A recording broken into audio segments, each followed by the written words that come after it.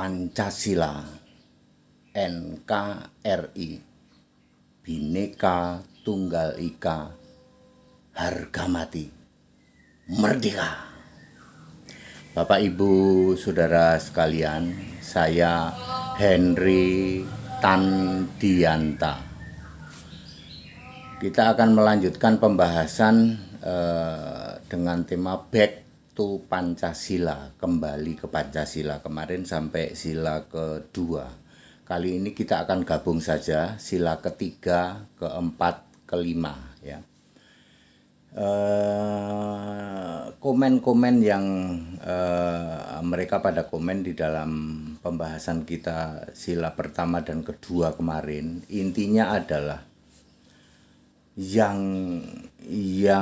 Bhinneka Tunggal Ika yang belum clear itu hanya soal agama. Kalau soal suku itu mereka bisa menerima, Pak. Kita datang ke satu daerah, satu kota tertentu. Dari mana, Pak? Oh, kami dari Palembang, kami dari Jawa, kami dari Sulawesi. Bisa diterima kalau soal suku. Yang masih belum clear kalau soal agama. Ya. Kenapa itu bisa terjadi? Ya memang itulah yang sekarang belum clear itu ya. Beberapa bulan lalu saya sudah usul, ya memang harus dibentuk yang namanya Wakil Menteri Agama dari Kristen, harus, Pak. Saya sudah mengusulkan waktu itu saya sudah mengusulkan, memang belum clearnya itu harus ada level sampai Wakil Menteri Agama. Sekarang kan Menteri Agama, lalu ada wakilnya, ini masih dari agama yang sama. Ya, saya nggak bosan-bosannya mengusulkan Wakil Menteri Agama yang kredibel orangnya dan yang independen, kredibel dan menguasai tentang kekristenan. Kita akan masuk di dalam Persatuan Indonesia, Kerakyatan dan Keadilan Sosial. Bapak Ibu Saudara, kita gabung saja ya. Persatuan Indonesia, hal paling sederhana yang sudah sering disampaikan oleh Ibu Profesor Megawati Soekarno Putri adalah Persatuan Indonesia itu kita terapkan dalam bentuk gotong royong. Ketika Ibu Profesor Megawati mengatakan gotong royong, semua orang pada sinis gitu ya. Pada apa istilahnya sekarang itu, pada nyinyir gitu. Hari gini bicara gotong royong gitu. Ya, Ibu Megawati ini kan kecerdasannya di atas rata-rata ya. Jadi kalian ya nggak ngerti itu apa maksudnya ya. Begini, betul sekali apa yang dikatakan oleh Ibu Profesor Megawati. Persatuan Indonesia itu ya intinya gotong royong ya. Ini ada hal sederhana, tetapi saya berharap ada yang memulai gini ya. Presiden Indonesia itu kan sekarang Bapak Jokowi, kemudian ada Profesor SBY dan ada Profesor Megawati ya. Kalau sesuai urutannya kan Profesor Megawati itu kelima, Profesor SBY itu keenam, lalu yang sekarang Bapak Jokowi ketujuh. Yuk kita gotong royong ya. Jangan hanya kalau sakit doang dikunjungin gitu ya. Selama tidak melanggar aturan, sekali lagi selama tidak melanggar undang-undang ya. Misalnya seorang presiden sibuk banget mau meresmikan pabrik X gitu ya, atau proyek jalan tol X gitu ya. Waduh, kita lagi sibuk ini, padat acaranya, mestinya kan dilimpahkan ke Wapres. Wapresnya juga sibuk ini, bisa nggak minta tolong gitu ya kepada Profesor SBY. Pak SBY, bersediakah mewakili saya gitu meresmikan proyek X? Gotong royong itu simpel. Itu rakyat seneng banget. Jangan hanya waktu sakit doang ditengok. Ya, ingat selama tidak melanggar undang-undang ya. Ibu Presiden kelima ya, mohon kesediaan Ibu untuk mewakili saya, misalnya sebagai presiden yang sedang menjabat karena kesibukan, kita ada mau meresmikan bendungan di kota X. Bersediakah ibu mewakili kami untuk meresmikan itu? Ingat, sepanjang tidak melanggar undang-undang. Ya, mestinya kan diwakilkan ke Wapres. Wapresnya juga sedang sibuk, padat acaranya. Nah, hal seperti ini inilah contoh yang namanya gotong royong. Dimulai dari level paling atas. Ya, sekarang ini masih ada yang sedang menjabat Bapak Jokowi, kemudian ada Profesor SBY, ada Profesor Megawati. Ya, yang tidak melanggar undang-undang bisakah diwakilkan untuk hal-hal tertentu? Itu rakyat akan senang sekali, Pak. Wah, ini rukun ini, ya. Salah satu contoh yang sudah ditunjukkan soal gotong royong adalah oleh Jenderal Prabowo Subianto. Dulu berantem dalam tanda petik, ya, dalam tanda petik berkontestasi di dalam pemilu, ya. Wah, ini setelah ada pemenangnya bergabung bahwa kita membangun negara itu gotong royong. Ciamik Jenderal Prabowo Subianto sudah jadi Menteri Pertahanan. Ya. Ya, seperti itu yang benar, Saudara, ya. Kontestasi kemarin atau berantemnya, dalam tanda petik berantemnya, ya. Berantemnya pada waktu pemilu, ya toh. Wah, ya. Terus setelah ketahuan sudah ada pemenangnya, bareng-bareng gotong royong bangun negara, seperti itu. Ya, ada presiden yang menjabat. Nah, coba dong sekarang dipikirkan. Kan masih ada Presiden SBY dan Presiden Megawati, ya. Ya, kalau meresmikan proyek-proyek mohon kesediaan beliau mewakili ini, wah, seneng banget, Saudara. Rukun gotong royong, rakyat juga seneng banget, ya. Jangan cuman wah pas sakit doang dikunjungi, ya. Ya, sederhana toh, untuk gotong royong sederhana toh. Ini nanti akan nular ke bawah, Bapak Ibu Saudara, nular ke bawah, ya. Memang harusnya seperti itu yang namanya membangun negara, ya, dengan semangat gotong royong, ya. Bahwa pada saat kontestasi kita boleh berbeda, tetapi nanti setelah membangun bangsa bareng-bareng, ya, semua harus mau apa? Karena di Indonesia tidak mengenal oposisi loh, betul lah, tidak mengenal oposisi loh, nggak kenal ini. Ya, itu persatuan Indonesia. Terus satu lagi, ya Pak, ya, antar pulau, Pak, ya. Sekarang ini memang persatuan itu bagaimanapun merangkai Indonesia itu kan kepulauan, ya. Sudah dirangkai dengan yang namanya tol laut, bagus, tapi mesti ditingkatkan lagi. Jalan tol udah bagus, gitu. Saya masuk ke Bali, Pak. Bali lewat darat. Saya jarang lakukan itu. Kalau lewat udara sudah nggak masalah lewat udara. Lewat darat, Pak. Kita masuk ke Bali itu, Bapak merasa ini loh, sepertinya kita itu masuk ke negara lain. Itu enggak, ya. Itu kan masih provinsinya Indonesia, ya. Ya. Itu yang kita alami itu seperti kita itu masuk ke negara lain, ya. Dari sejak pemerintahan kolonial Belanda, kita sudah 7 kali ganti presiden, belum pernah ada yang bisa mewujudkan jembatan Ketapang Gilimanuk. Ya, itu bisa dilakukan seperti Surabaya Madura, Suramadu. Kenapa, Pak? Wah, segala macam lah. Nanti ada yang mata pencahariannya dan lain sebagainya. Nanti yang orang kerjanya gimana itu, ya? Ya kan bisa diatasi toh, simpel tuh kayak gitu toh. Ketapang Gilimanuk kasih jembatan, Bakahuni Merak gitu, kasih jembatan.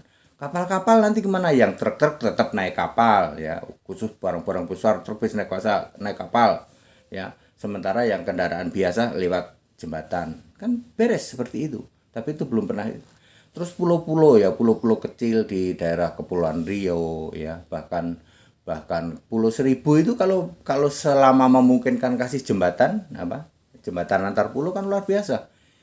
Itu yang disebut persatuan Indonesia, ya. Ya, Bapak Ibu Saudara, ya. Itu terus adat budaya ini memang pemersatu juga, ya, ya. Budaya untuk pulang kampung. Itu kan membuat sebenarnya kita itu untuk pemersatu, ya, pemersatu. Bagaimana orang Jakarta pulang ke NTB misalnya, ya. Karena momen itu ada, ya. Kalau kita persatuan Indonesia mestinya, ya, mudah sekali ke sana gitu ya. Terus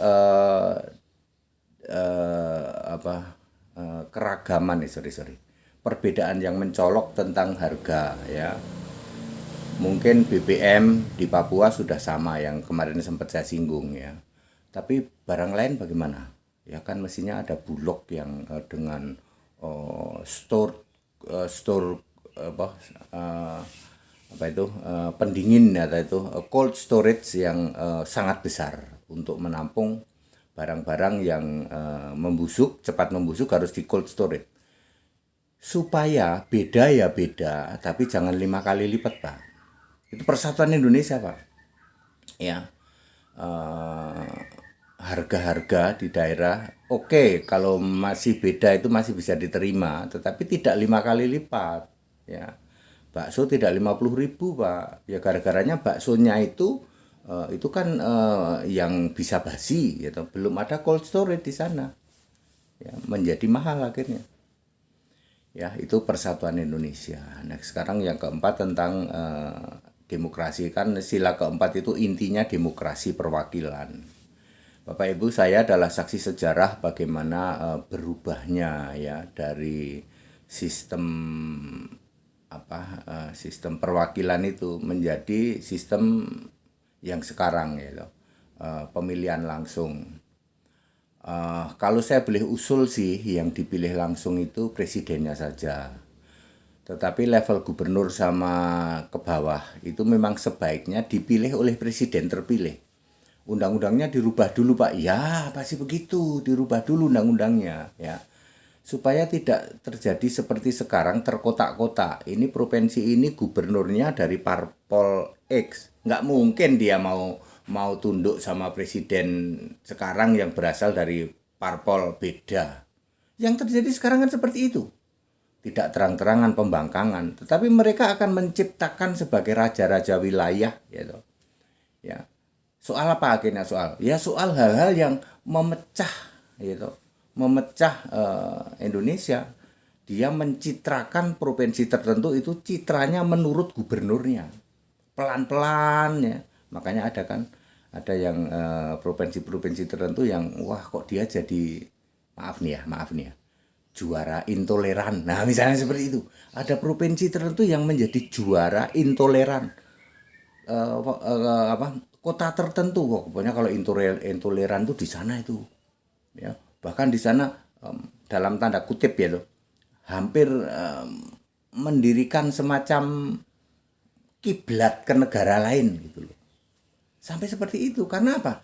Karena memang mereka dipilih berdasar pemilu kepala daerah. Ya, semangat demokrasi Indonesia, demokrasi Pancasila, perwakilan. Kalau dulu kan dipilih MPR, mungkin itu ada banyak titik lemah. Nah, lalu orang mereformasi, kita pilih langsung dong. Menurut saya kebablasan, Pak. Menurut saya kebablasan dalam hal memilih sampai kepala daerah. Ya, belum bicara modal, belum bicara balik modal, gitu. Ya. Jadi kita kembali ke Pancasila, Pak ya. Kembali ke Pancasila, memang demokrasi Pancasila mestinya permusyawaratan perwakilan ya. Dulu yang benar itu yang Pancasila, demokrasi Pancasila memang dipilih oleh MPR. Tapi terus itu membuat peluang akhirnya seperti yang sudah-sudah. Jadi saya menyarankan solusinya adalah yang dipilih langsung itu khusus presiden. Lalu nanti presiden dan wapres inilah yang memilih gubernur-gubernur ke bawah. Gubernur nanti mengusulkan yang ke bawahnya, wali kota dan bupati. Ya, supaya apa, Pak? Supaya satu under control ya, underline juga tidak menjadi seperti sekarang provinsi-provinsi tertentu menjadi raja-raja tertentu lalu berkiblat ke negara lain malah ya. Lalu hampir menjadi sama seperti negara lain. Ya, paham-paham yang tidak Pancasila masuk semua. Ya, yang sekarang ini terjadi kan seperti itu ya. Harus direvisi, Pak. Undang-undangnya ya harus, itu tugas DPR ya. DPR merevisi itu ya. Tapi jangan memecah belah persatuan karena hanya masalah kita berdemokrasi ya. Baik, terus soal keadilan sosial, kemarin ada yang komen, Pak, pendidikan itu harus gratis dong, Pak. Kita itu adil, Pak. Oh, sudah gratis kan? Teorinya, Pak. Teorinya gratis, faktanya enggak. Ya, pendidikan ya, Bapak Ibu Saudara. Kalau benar bahwa itu adalah gratis, ya maka ya harus gratis beneran. Jangan jangan gratisnya tidak beneran ya, gratis setengah-setengah. Ya, intinya gratis tapi nyatanya enggak ya, seperti itu tidak boleh. Jadi kalau memang gratis ya harus betul-betul gratis gitu ya di dalam bidang pendidikan itu ya, supaya keadilan sosial ya. Terus kesehatan sudah kita minta gratis ya. Dan sekarang BPJS kan masih belum gratis ya, disempurnakan lagi betul-betul gratis ya, masyarakat nggak usah iuran-iuran BPJS ya, supaya kita itu keadilan sosial ya. Terus hal-hal lain ya, seperti sekarang bantuan tunai sudah berjalan ya, ya itu oke lah ya, itu sudah oke. Jadi demikian Bapak Ibu, saudara sekalian, kita sudah merangkum back to Pancasila ya. Hal yang paling penting, paling penting sekarang ini adalah fakta menunjukkan bahwa terjadinya apa arah perpecahan itu karena masih belum clearnya soal agama. Serius Pak, iya itu ya, ya lihat saja ya, di provinsi-provinsi tertentu mereka mencitrakan diri berdasar apa ya, berdasar identitas akhirnya ya, itu provinsi itu berkiblat ke sana ya. Ya seperti itu yang terjadi ya, termasuk dalam berdemokrasi ada calon calon pejabat yang apa istilahnya identitas ya, memakai identitas gitu. Kami ini dari agama X. Memang masalah itu yang Indonesia belum bisa clear masalah itu. Makanya Wakil Menteri Agama Kristen menjadi sangat penting. Saya pernah usul loh. Nih Henry Tandianta pernah usul. Emang siap Pak jadi Wakil Menteri Agama Kristen? Yes, siap. Siap gitu. Kita adakan dialog nasional ya untuk seperti ini ya. Betapa nanti kalau semua itu sudah terjawab, pertanyaan-pertanyaan mereka semua itu sudah terjawab. Akhirnya akan muncul ya, oh iya ya kita ini harus bersatu gitu. Jangan memakai politik identitas. Itu Bapak Ibu Saudara ya. Mudah-mudahan bermanfaat apa yang saya sampaikan ini. Kita back to Pancasila. Jumlah penduduk kita kan masih di bawah 300 juta. Amerika itu 300 sekian. Lompatannya terlalu jauh untuk menyamai India sama Cina. India itu 1,3 M. Cina 1,5 M. Bagaimana mengatasi sebuah bangsa yang jumlahnya sudah penduduknya M. Kita baru ya, kalau dari luas negara bisa saja kita itu ya, enggak sampai M sih. Kalau kita sampai M nanti nanti ya gitu ya, rapat banget penduduknya, mungkin enggak sampai M kita ya. Nanti akan ada program yang disebut mungkin anak itu harus satu doang. Ya mungkin harus seperti itu, mengharuskan anak maksimal satu ya, ya anakku tiga. Ya, intinya kita back to Pancasila. Jangan berkiblat ke yang lain. Itu para pendiri negara sudah mengatakan bahwa Indonesia itu negara yang plural, Bhinneka Tunggal Ika.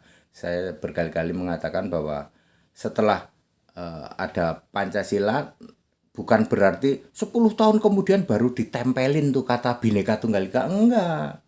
Garuda Pancasila udah ada tulisannya Bhinneka Tunggal Ika. Namanya Bhinneka Tunggal itu harus beda. Yang beda jangan disama-samain, katakan beda. Kita bisa toleransi, bisa bhinneka itu karena beda. Karena beda gitu. Saya jadi tergelitik juga ini ya. Beberapa hari lalu ada sebuah pertemuan lah ya, pertemuan nasional begitu. lalu pejabatnya ngomong maaf katanya, ngomong salamnya assalamualaikum aja maaf nih nggak bener. Itu kan harus ada intonasi, ada mutusnya di mana. Assalamualaikum. Mutusnya di mana? Assalamualaikum di war apa? Assalamualaikum warahmatullahi. Mutusnya di hi atau di mana? Kan ada aturannya, ada panjang pendeknya. Makanya saya langsung tergerak lagi mengusulkan lagi Bapak Ibu Saudara, ucapkan saja selamat pagi, selamat siang, selamat malam beres. Berapa kali diucapkan pejabat negara agama ya assalamualaikum pasti shalom sering itu pun juga belum tentu benar. Assalamualaikum aja belum tentu benar ya toh. Panjang pendeknya mutusnya di mana, betul apa betul? Betul. Belum nanti home apa itu juga belum tentu benar ya toh. 5 kalian salamnya disebut. Lah nanti kalau makin banyak ya keyakinan diakui di Indonesia terus gimana? Ucapkan saja selamat pagi, selamat siang, selamat malam. Saya ulangin lagi karena beberapa hari lalu saya lihat pejabat yang aduh ini kan salah ngucapinya ya. Ya, mutusnya itu salah, mana panjang pendeknya itu.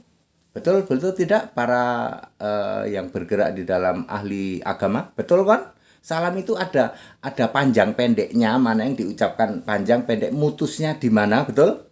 Ya. Bapak Ibu Saudara, ini hal sepele ya toh. Ucapkan saja selamat pagi, udah. Selamat pagi, selamat siang, selamat malam. Beres tuh, ya toh? Ya. Itu wujud dari Bhinneka Tunggal Ika seperti itu ya. Daripada ya seorang pejabat harus mengucapkan 5 udah pusing duluan ini salah apa enggak. Pejabat yang mengucapkan sebenarnya sudah sadar. Ini juga saya takut salah ngomongnya ini. Di depan saya ini ada orang-orang yang ngerti juga ya toh. Ya. Terutama salam itu. Assalamualaikum tuh ya mohon maaf ya. Hampir semua salah mengucapkannya. Salah panjang pendeknya, salah mutusnya di mana ya. Ya tapi kan namanya usaha untuk merangkul semua. Tapi mbok lebih baik ya toh. Ucapkan saja selamat pagi, selamat siang, selamat malam ya. Demikian pula inti pokoknya bahwa masalah yang masih menggerus persatuan adalah yang namanya identitas ya. Itu belum bisa clear identitas keagamaan. Apa-apa disangkut pautkan sama itu. Makanya sekali lagi Henry Tandianta mengusulkan wakil menteri agama Kristen. Udah tidak bisa lagi ditawar-tawar ya. Pak Henry siap, saya siap ya. Pemahaman kita harus clear tentang itu ya, tentang kebangsaan ya. Nanti kita bikin dialog nasional dan lain sebagainya. Pokoknya harus terjawab. Lalu baru bingkai Indonesia Pancasila ya. Sekarang ini ya malah salah ya. Kiai disuruh khotbah di gereja kayak gitu kan salah namanya kayak gitu ya. Ya kiai disuruh khotbah ke gereja ya. Bukan seperti itu yang namanya toleransi, bukan seperti itu yang namanya Bhinneka Tunggal Ika. Ketika kita sudah paham, makanya saya kan menyarankan ya yang agak sulit juga. Pada jam kerja, hari kerja, jangan memakai atribut agama. Itu maksudnya Bhinneka Tunggal Ika. Ya. Agama itu privasi, itu memang dijamin oleh negara. Ya. Itu adalah pribadi. Nah, kalau sudah memahami seperti itu keyakinan itu kan urusan pribadi. Ya. Tidak bisa diekspresikan di area publik. Ya. Di area publik, oh, aku lagi jadi pejabat kok mengekspresikan hal yang pribadi ya. Jam kerja, hari kerja ya, tidak memakai atribut agama ya. Itu inti dari semuanya itu. Baik Bapak Ibu Saudara, kita menyongsong ya tahun-tahun ke depan ya dengan kehidupan yang lebih modern ya. Back to Pancasila. Pak, Pancasila itu nggak ada tandingannya loh Pak. Ya. Nanti akan makin terbukti di era yang makin maju. Pancasila itu nggak ada tandingannya di dunia, Pak. Yang bisa merumuskan Pancasila itu, 5 sila itu, Pak. Sekarang tinggal kita membentuk yang namanya kesungguhan hati, melaksanakan sila-sila Pancasila itu. Ya. Nggak ada, Pak, di negara lain yang bisa merumuskan Pancasila. Ini paling hebat loh, Pak. Ya, paling hebat di dunia. Sekarang tinggal bagaimana menyikapi dengan makin hari kemajuan teknologi dan lain sebagainya. Baik, demikian khotbah ini tentang back to Pancasila atau penjelasan ini tentang back to Pancasila. Indonesia, NKRI, Pancasila, Bhinneka Tunggal Ika, harga mati, merdeka.